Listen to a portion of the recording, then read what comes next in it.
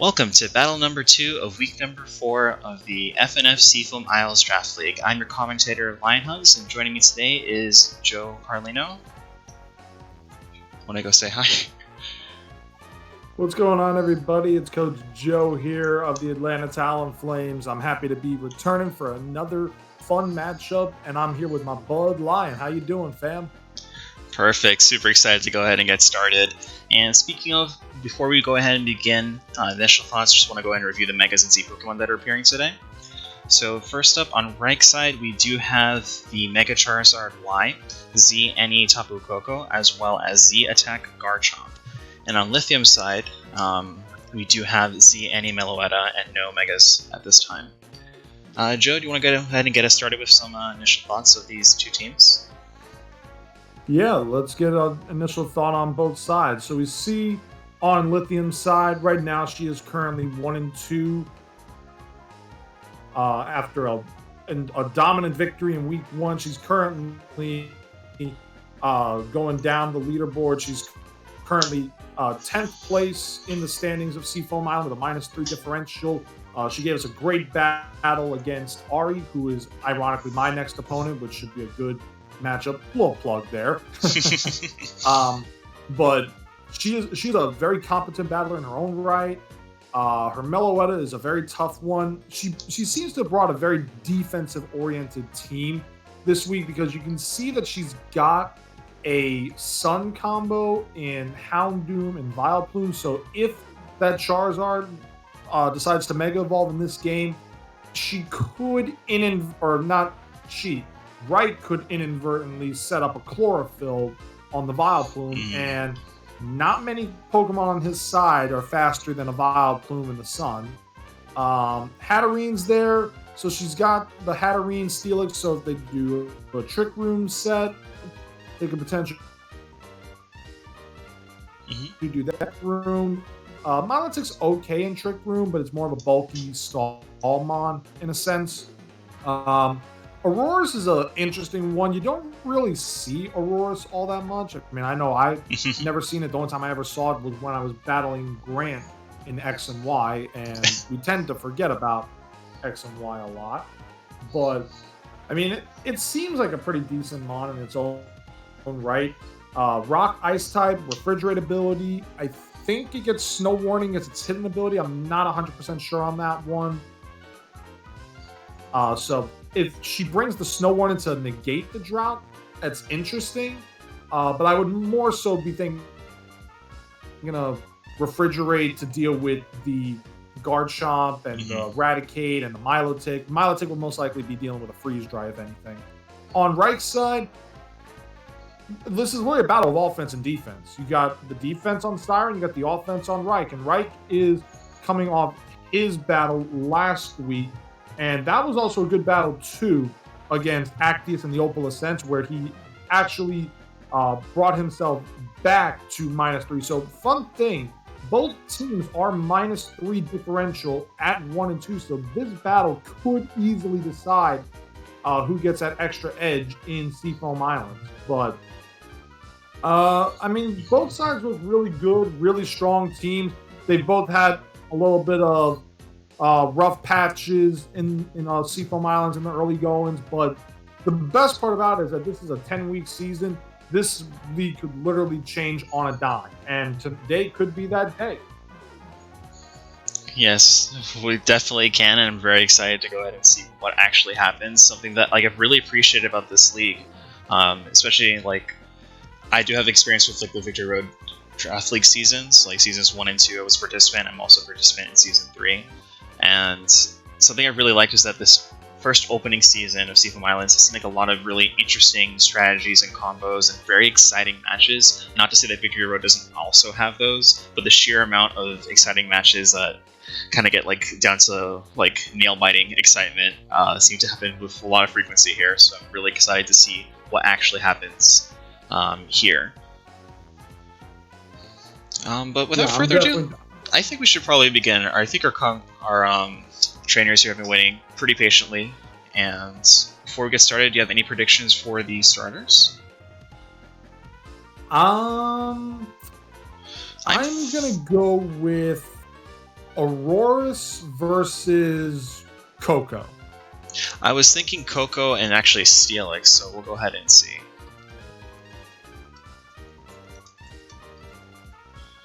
All right, let's see what happens.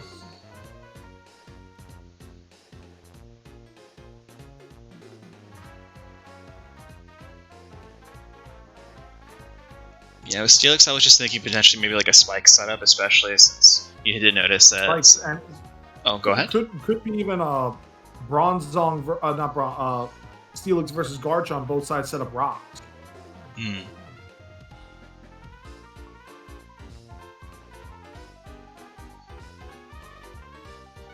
Oh, and we have instead Artemis and Tapu Koko. Oh, sorry, Tamale the Tapu Koko.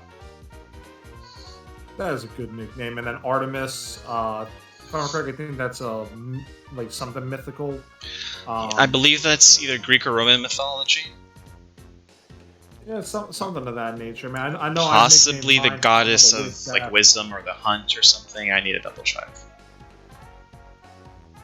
U-turn comes out. Tapu Koko is going to switch into the Bronzong. Ooh, nice prediction there on the Mystical Fire. So now I wonder what's going to happen here, because we know that, I mean, the Bronzong would probably have maybe like against like Heavy Slam or Flash Cannon. Heavy Slam would probably be the more likely option, but if it has Gyro Ball, it is definitely not going to work against Hatterene, even with the super effective damage, because Hatterene is slow. So I wonder what's going on here. Maybe predicting, maybe like get like a prediction switch. Oh my God, we got hecklers in the crowd today. We got hecklers in the crowd.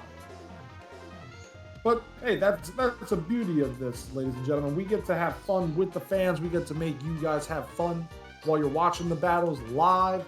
We get to make you watch the battles with some fun and some gusto in the post, and that's what's all that matters to us. That said, it looks like both sides are probably trying to like do some calculations, maybe figure out who can safely switch into the other. What do you think? What do you think Artemis will? Do you think Artemis will stay in for this matchup? I'm gonna say yes, because again, if that Bronzong isn't, who knows, that Bronzong might not even be carrying a Steel type move, and if that's the case, then really that Bronzong can't do anything to Hatterene, regardless of. I mean, unless it. No, it doesn't learn any poison type moves. No, I don't think so. That would be something, and the Fairy type negates its weakness to Dart.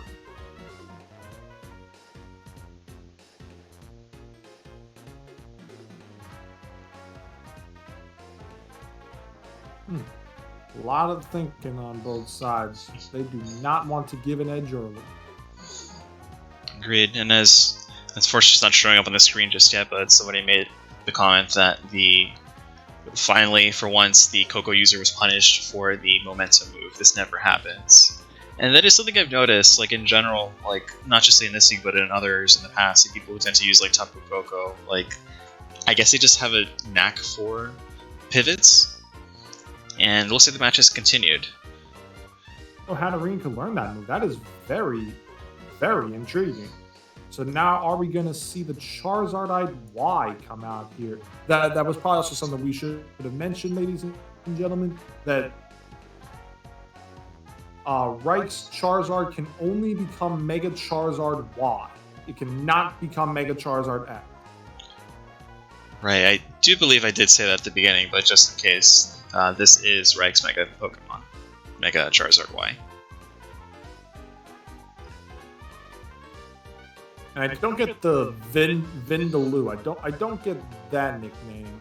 I mean, some of the nicknames, I mean, are very, very interesting. I mean, some have very creative nicknames. I mean, in one of my battles in a different league a couple days ago, I was battling with my friend. He had a Clef Key. The Clef Key was literally nicknamed, and I kid you not, Spare Set. That's really cute, actually.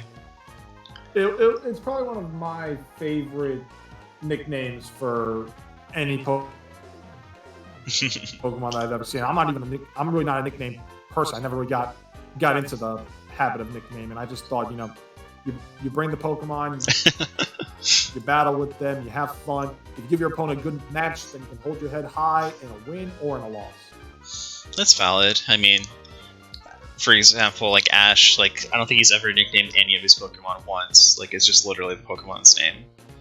And I mean, like, just like in general, like I think some people like in both leagues, in Seafoam and in Victory Road, some people get really into like their teams, like not just creating nicknames, but entire like lores and backstories, and it becomes really interesting to dig into that. And yeah, like I think like just to go real quick to Vindaloo, I think that's a type of curry, like maybe like a Indian curry. I'm not sure. And looks like the match has continued. We have a Roost as well as the Drought, and it received another Dark Pulse. The Dark Pulse comes out, not taking as much damage. I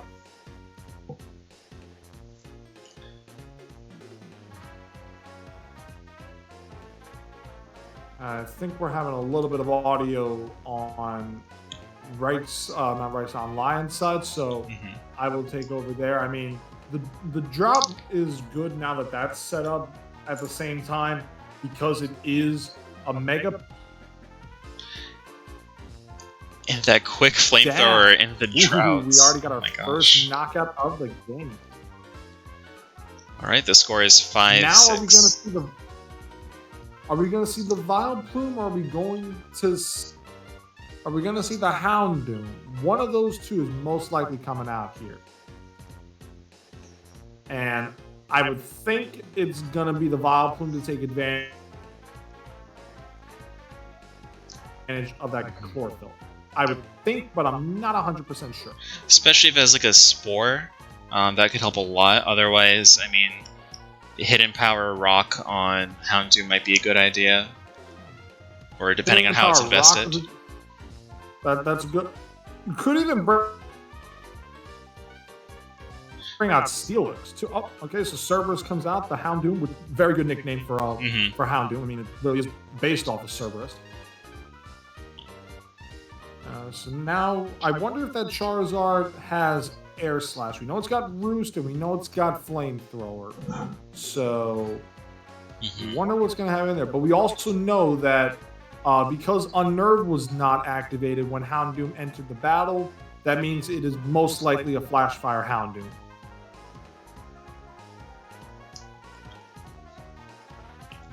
Good call. Though, Rank is probably trying to figure that out as well.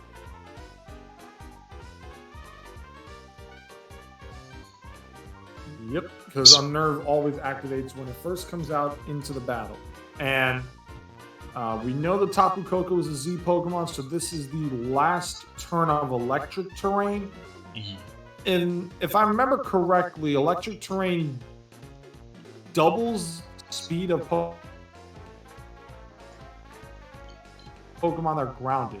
Dark Pulse comes out, the terrain is gone, and now the sun is out, so Houndoom won't be taking as much damage if there is a water type attack coming its way, but it'll still take a nice pretty penny off. Right, and correct me if I'm wrong, I believe I try to recover. Yeah, I'm fully expecting to recover, but I'm also wondering if Cerberus has Solar Beam access by any chance. Ooh, Solar Beam. That'd be some nice tech to have. Right. I mean, correct me if I'll just look it up real quickly right now, but I'm pretty sure it can also learn Solar Beam. You'd think, given that its Mega gets solar power.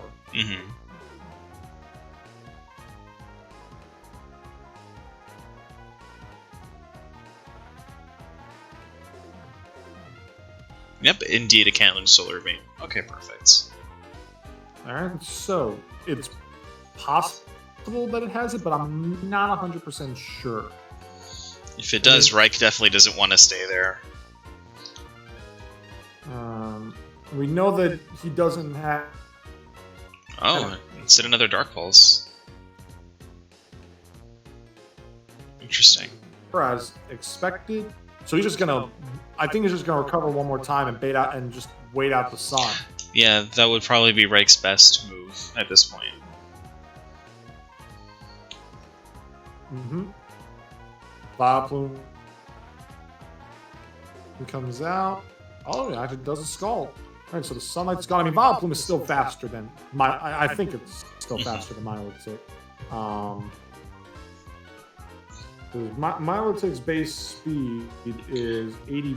Okay, maybe not. Yeah, it depends on the investment. No, Milotic is faster. The only way Vileplume is faster is if Sun is out. Because Vileplume's base speed is 50. Mm-hmm.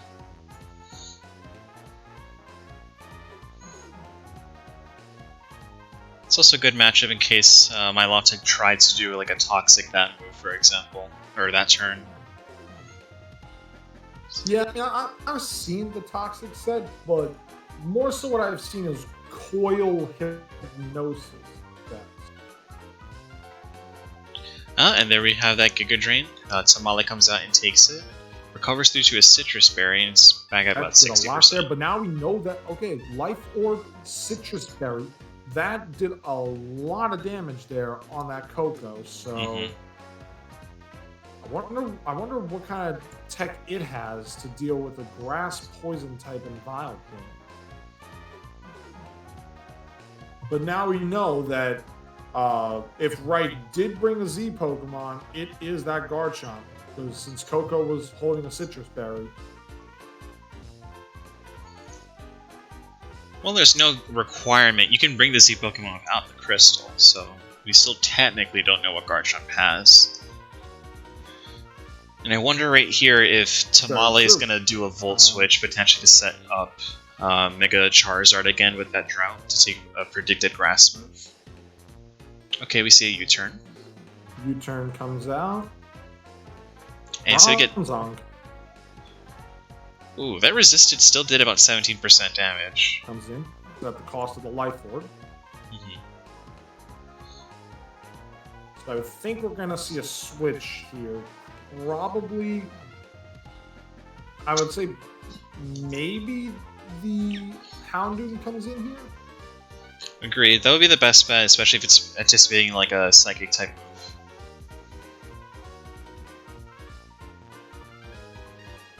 Because it doesn't make sense for the Bronzong to be doing. Oh, interesting. Okay. Okay, stays in with the Life Orb. And Reich itself. There are the rocks. So that was a good call by Reich there to get the setup. So now Lithium, she is going to be essentially on the back burner here, unless that Steelix has Rapid Spin, which I think it can learn. Yeah, I'm pretty sure it can learn it. Yeah, and then that could help out, but I mean, the Steelix won't be able to keep its sturdy ability now that the rocks are on the field. This is very true. Not to mention, these rocks are going to do massive damage to Houndoom as well as Aurora's due to their type advantage, or type disadvantage. Minimum of quarter of their health. And if it was on the other side, the only Pokemon that would be taking any sort of damage is the Charizard with 50%.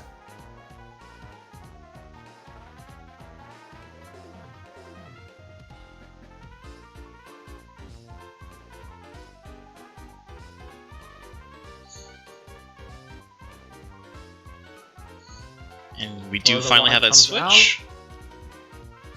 Ooh, that Giga Drain not doing much. I wonder what would have happened if she had called it, but now let's see. So Mega Charizard wise, he is most likely at 328 because probably timid nature. 218 is the max for a Vileplume, and its speed gets doubled in Sun. So this would be a really great chance if it had a Spore or some kind of status move just to whittle, to just stop Mega Charizard Y. Unless that was deliberate, set up to make it appear, like give it the speed. She tries to go for Sludge Bomb, and Reich switches back into the Bronzong to eat a poison. And instead we get a hidden power, probably Rock. Takes it out in one shot. My God. One Fascinating. shot.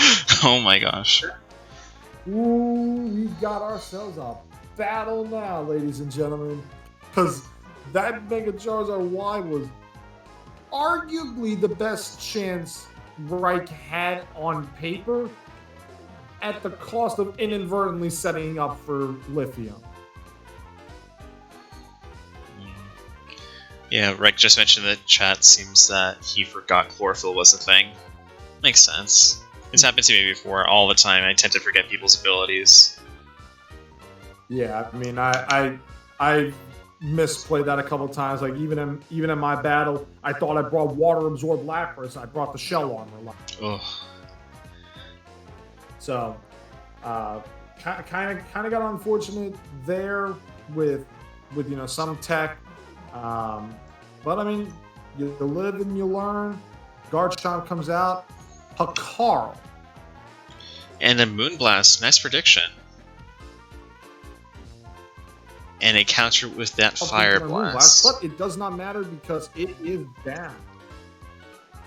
So. Oh wait, sorry, I misinterpreted. I thought that was a switch in. Never mind. Go ahead. Okay, Aurora's comes in. It was Snow Warning. Snow Warning on the Aurora. So now Blizzard has 100% accuracy. The question is, will that Aurora be able to take a hit from a Garchomp? It's already down a quarter of its health, so unless Aurora's maximum defense investment with a little bit of HP, I'm not seeing it right now, folks. But this is a really good battle. Anything is possible right now. Indeed it is. I would really like to see, personally, just to see Aurora shine a bit, just because it has that unfortunate typing, which leads to a lot of people like generally not choosing to use Auroras, as well as the fact that it's kind of hard to keep Auroras alive despite, having a lot of good access to moves. But we'll see what happens. I'm very curious. I wonder if Lithium is trying to get maybe like one last Stealth Rock up, or if not, like you said, that Blizzard to one-shot it. Oh, a Freeze Dry! Not Freeze Dry. That is gotta be Scarf. That's gotta be Scarf. There's no other option because yeah, you're right. Aurora's max speed is 236, a Garchomp is 333. That thing is Scarf. Makes sense, and especially setting up this Freeze Dry now. Oh, go ahead. Fun thing. Two trainers with an Ice type that had Freeze Dry and Choice Scarf. Where have I seen that strategy before? I think maybe Siren took a little thing out of my playbook. We'll see. Or it could also just be a case of great minds think alike. You never know. That could very well be the case too. And if that's the case, I am honored to be on the same mental state as Siren. There's also a really good call of her to use Freeze Dry, expecting or anticipating or hoping to maybe draw out Milotic, since now that Hebe is choiced, he has no choice but to continue using Freeze Dry. And oh, Unadon tanking it really well. And the Scald actually sets off a burn. Looks like Lithium's gonna go ahead and try to sacrifice Hebe. Because unless a critical hit Freeze Dry goes into effect, there's no way it'll take a hit. Most likely to.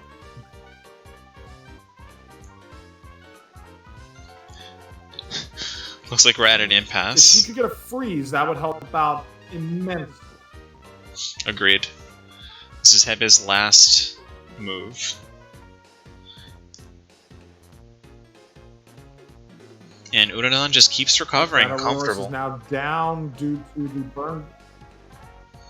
Yeah, that was probably the safest move Reich could have gone ahead and done. Without question. Now the Meloetta is out on the field. Makes me wonder if that Milotic's ability is competitive because we would have seen the Marvel scale activate via a Flame Orb burn.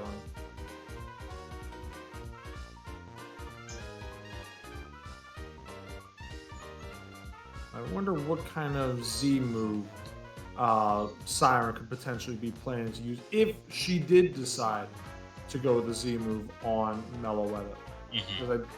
Because I don't think any attack by Meloetta could knock out the Milotic from here. Maybe not even like Z Breakneck Blitz off of the Relic Song. I don't even think that could knock it out per se. Yeah, my Milotic is definitely one tough cookie. Oh, and so we do switching. Song comes out, Relic Song comes out. I did not know Relic Song could put a Pokemon to sleep. Me neither, that's new to me as well. That is very, very, very interesting. All I knew about Relic Song was that it transforms Meloetta. Knock? Ooh. It had the dead shell. Oh, man. Tamala comes back out, Coco setting up that electric surge. And if it's max speed, it's 4 points faster. The Coco. So I wonder if we're going to see a switch into Steelix here to maybe deal with a D-Gleam.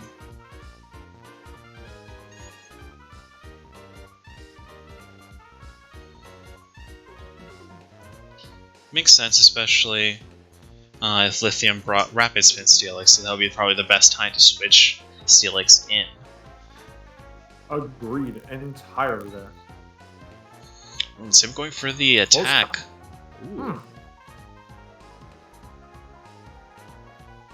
Oh, look at that. Meloetta survived a -1 Thunderbolt from a Tapu Koko in electric terrain. Interesting. Very tough here. And pretty much, I don't think anybody except maybe Milotic would want to take a close combat at this point, so Reich has to make a decision either to sacrifice Tamale or potentially hope that Milotic can take that hit and respond to the Scalds. Alright. Tapu Koko goes down. And out comes Milotic. And Milotic comes back in. Lithium probably wants to get the most out of Echo, so I would expect her to keep Meloetta out. Maybe one more close combat, especially if it's not choice, is it? No, it had Relic Song earlier. Okay. And no Life Orb either. Maybe it was a Z move. Yeah, it definitely wasn't a Z move. Oh, I'm sorry, I meant maybe Echo is holding a Z Crystal and is hoping to take out Milotic in one shot. That would be interesting. Fightinium Z? Maybe? Maybe. The stab, all-out pummeling. And instead we get another close combat. And Scald comes in, Meloetta's down. So now the question is, well, okay, let me go up real quick. Okay, the Houndoom comes in. I'm trying to read up real quick. And now comes Duka the Eradicate, Alolan Eradicate. Switch into the Eradicate to take that Dark Pulse. Takes that Dark Pulse pretty fairly decently. Are we gonna see maybe a Flamethrower here into the switch into the Milotic?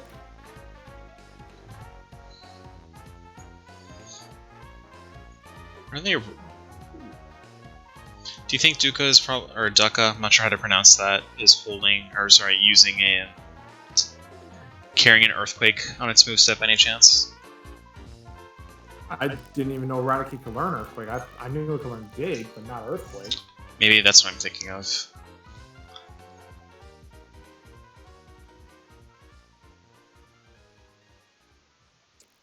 So now Steelix is down to below half health. Are we gonna see a rapid spin here? Because if we do, this could very well give Siren a late edge.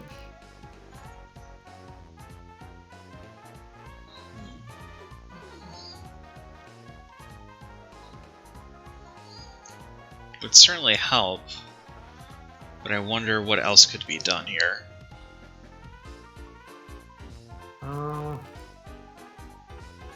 I mean, Steelix on Milotic, if it were to like maybe do heavy slam, it probably wouldn't do enough to knock it out.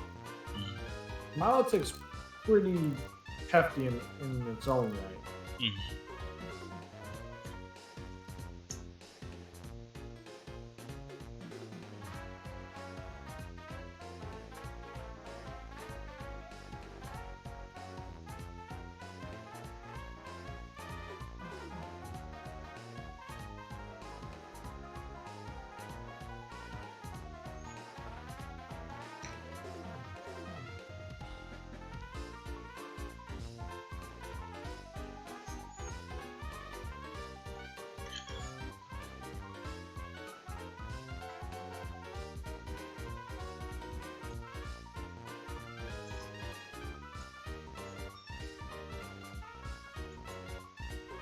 Looks like both trainers are just mulling over what their final moves will be. The match is definitely coming into the end game, where we've already been in it. Well, we've definitely been in end game for a while now. It's just like, if that Houndoom has Solar Beam, unless that Stealth Rock is nullified, I don't see how it. I'm not even sure it could survive the Skull from Milotic enough. And Milotic's especially defensive in its own right. Plus, there's no sun, so that Skull will probably take it out. And there goes the Life Orb, and now comes the Earthquake. The Life Orb came out. Oh, hold on a minute there.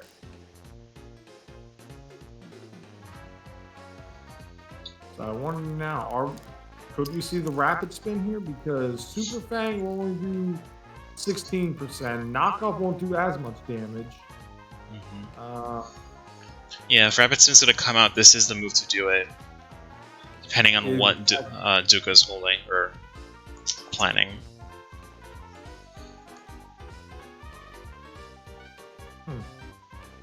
It's definitely been a good battle on both sides. Like both trainers have definitely given it their all. I mean, this battle could have easily been not like a clean win on one side, but the fact that this could be a 2-0 or a 1-0 just shows how good each side was.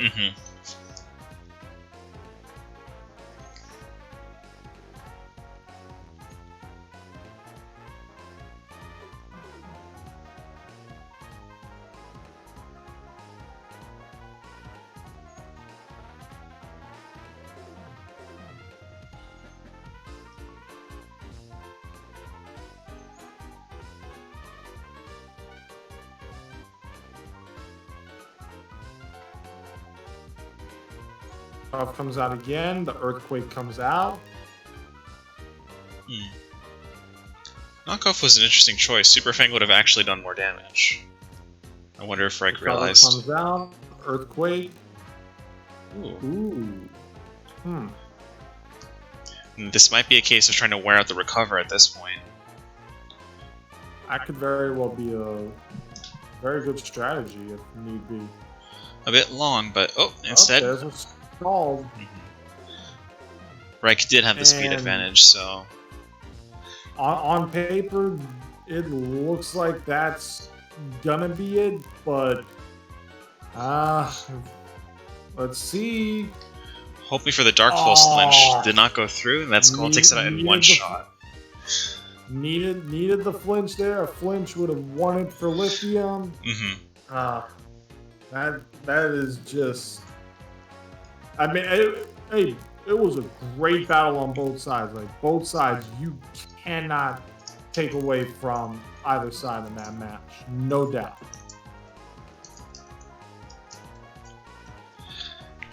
Yeah, I'm really happy to get to commentate all these matches. One in general, just because like I do enjoy it, but then two, just to see all these different strategies and how people react to putting those strategies out into practice against their opponent. Both Lithium and Reich were very good at trying to basically outread the other, and it clearly has shown. Like, the match is literally a 1-0 victory. It's very rare that we get matches this close. Agreed. And those are the kind of matches that you like. Definitely. Well, do you have any other closing thoughts? Because I'm kind of content with this. This is a really nice way to spend my night. I just want to say that both sides gave it their all. I mean, look, last week we saw my opponent, Ari, she came 2 HP away in a close matchup, and Siren came 18%. That just shows how strong the ladies are in Seafoam Islands. And with the way that this battle played out, I would not be surprised if this could potentially be a play-in game for playoffs. Potentially, we'll see. I mean, it's still pretty early, in my opinion, to really figure out who's gonna go into what for playoffs. Because just again, I mean, you mentioned it at the beginning. So much can happen in these next few weeks, and especially with the way that both players have clearly demonstrated their skills and tactics. I'm very curious to see how these players move on forward from here. Exactly, bro. But it's a great battle on both sides. Both Lithium and Wright, they should not keep their. They should hold their heads high, because this was a good battle on both sides. Definitely. All right. Until next time, this has been Coach Lionhugs and Joe. I'm looking forward to your match coming up. I think it's tomorrow, actually. Yes, it is. Tomorrow at 8 p.m. Eastern Time, it'll be Ari and the Second Swab Blues versus my Atlanta Talon Flames. And I am fired up because Ari's been my practice partner, and now we get to practice for real. Definitely. It's going to be really exciting to go ahead and see. But anyway, until next time, or until tomorrow, please stay tuned for more FNF Seafoam Isles Draft League battles. Goodbye.